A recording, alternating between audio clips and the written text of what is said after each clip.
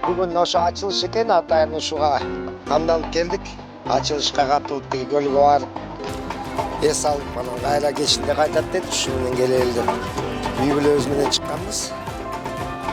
Ошо анан азыр ичин көрүп чыктык, жакшы экен, баалары арзан, кымбат деп деле айта албайт экенсиң. Мурдакыларга караганда комфортный экен. Негизи вообще биринчи жолу поездга түшүп атабыз. Баалары ооба, аябай эле ыңгай. Буюрса, жакшы эле бардыгы. Эс алууга баратасызбы? Эми бүгүн эс алууга баратабыз. Кимдер менен? Туугандарыбыз менен, семейка болуп.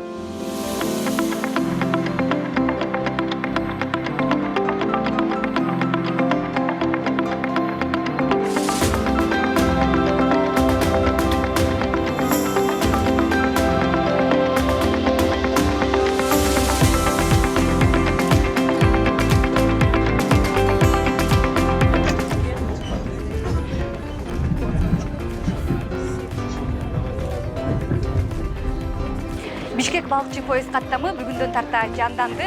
Алгачкы каттамдар жума, ишемби, жекшемби күндөрү аткарылса, ал эми 7-июльдан 31-августка чейин күн сайын аткарылмакчы.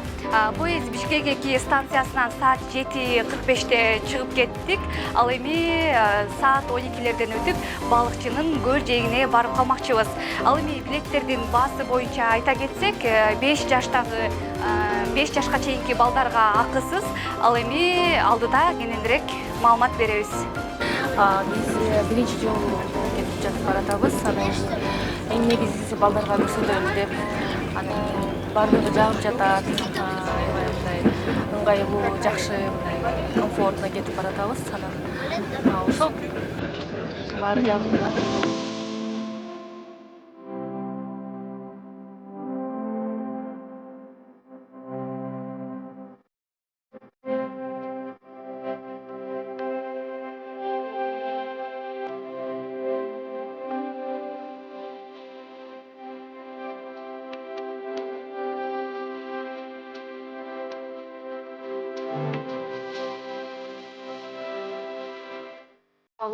Вагон бар, ал эми биз турган вагон, стандарттык вагон болуп эсептелет.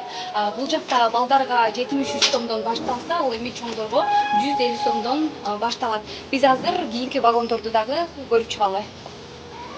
Саламатсыздарбы, урматтуу кыргызстандыктар. Көлгө кетип баратабыз эс алганы группабыз менен. Анан рахмат, ушу өкмөткө рахмат, ушундай поезд жүргүзүп койгонуна Рыбачыга чейин болсо дагычы. Анан эми дагы Кыргызстан өнүгүүдө болуп атпайбы азыр? Эң жакшы заман келди, Кудай буйрса. Ажообуз жакшы чыгып атат дегендей, жакшы иштер башталып атат, жолдор кеңейип атат.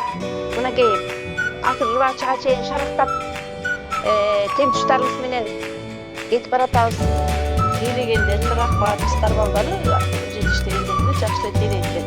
Дайым ошондой болсун, бүгүн эмес, дайым ошондой алды болсун. Элдин баардыгын эместе жеткен, кабыл тилектерге кабыл алган, ошол курстактарын берип турат. Өлкөсү өссүн балдарым, ага жаштар алгачын берсин.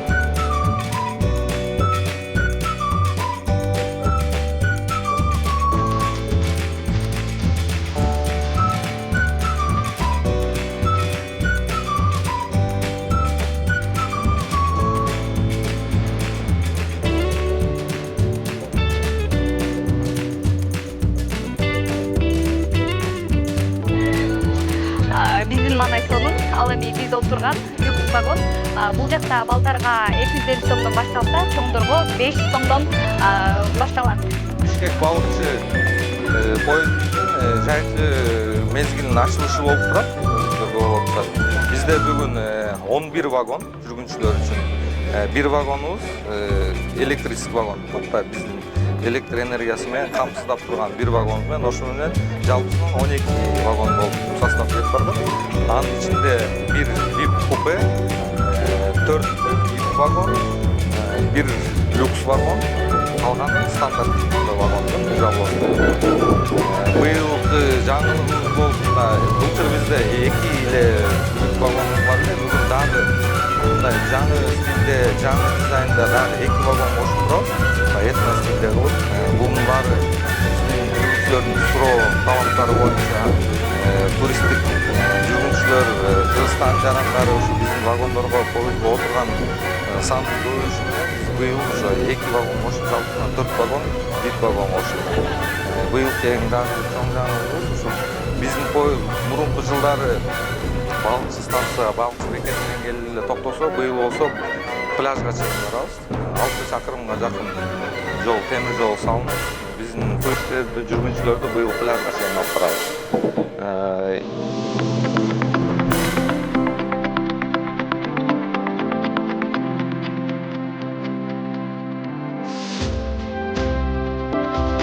Ал эми VIP вагондун өзгөчөлүктөрүн айта кетсек, өзүңүздөр көргөндөй панорамалык терезелер, кондиционер жайгашкан, акысыз Wi-Fi жана ошондой эле телефонуңузду кубаттагыч дагы бул жакта баары бар.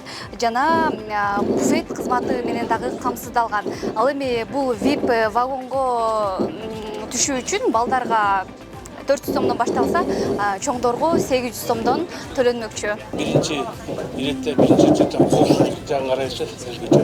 Анткени ал деген аябай чоң милдет. Анткени жүргүнчүлөрдүн коопсуздугу, андан кийин уже бизде иштеп аткан кызматкерлердин коопсуздугу. Биз болсо рейске чыгаардын астында узатуучулар менен атайын инструктаж өтөбүз. Ар бир журнал отуруп, имени ошо по технике безопасности боюнча, пожарный безопасности боюнча, анан ошо жүргүнчүлөрдүн коопсуздугу боюнча да. Андан кийин журналдарга кол коюшат, бартын таанышат. Анан жолдо жүргөндө биздики ошо биринчи очередде узатуучулардын милдетин аткарыш керек. Ошо түшкөн узатуучулар жете турган жерге чейин амалсыз жетиш керек. Бизде ошол өрт коопсуздугу боюнча катуу каралган. Андан кийин ошол техника личной безопасности деп коет, ал жагынан да катуу каралган да. Ар бир вагондордо өртөтүүчүлөр коюлган, баары текшерилет, өздөрүнүн срок службалары каралат. Ошол андан кийин жолдо жүргөндө ар бир узатуучунун өздөрүнүн милдеттери бар. Пассажирлер кандай жүрүш керек, кантип билиш керек, поезд жүргөндөн кийин эмне иш кылыш керек, ошонун баардыгы камтылат да.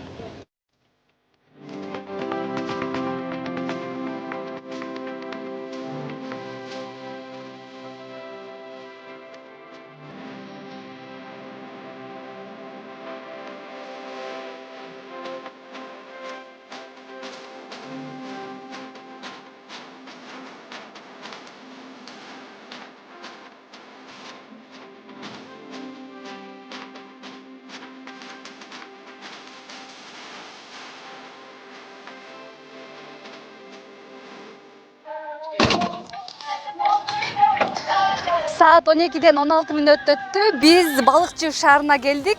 Belgey кетүүчү нерсе эми мындан ары Balıkçı шаарынын көлжегине дал ушул поезд менен келе аласыздар.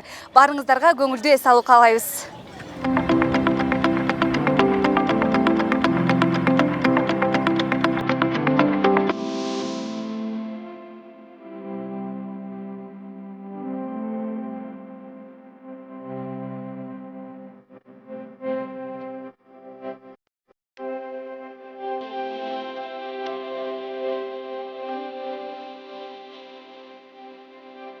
Balıkçı шаары өзүңүздөр жакшы билесиздер, кереметтүү ысык көйлүстүн кире бериши Босогосунун төрүнө өт деп кыргызда бекер айтылган эмес. Ошол себептен бүгүн Балыкчы шаарынын тургундарына абдан жакшы бир майрам болуп атат десек болот. Биз мынакей жаңы салынган ушул биздеги Green City пляжын биринчилерден болуп ушул поезд жол токтой турчу станция салып бүгүн туристтер тозуп алып атабыз десек болот. Бүгүн маанай абдан жакшы тозуп алдык. Биз ушул туристтерди тозуп алганга бир далай даярдандык десек болот. Бул жерде өзүңүздөр жакшы билесиздер, биздин өлкө башчыбыз Садыр Нуркожоевичтин жарлыктары бар. 305 жарлык, 56 жарлык. Ошол жарлыктардын негизинде биз туристтик сезонго даярдык болдук десек болот. Өзүңүздөр баягы балыкчы шамалдуу шаар болгон себептен баягы салфан пакеттер кичине учуп калат.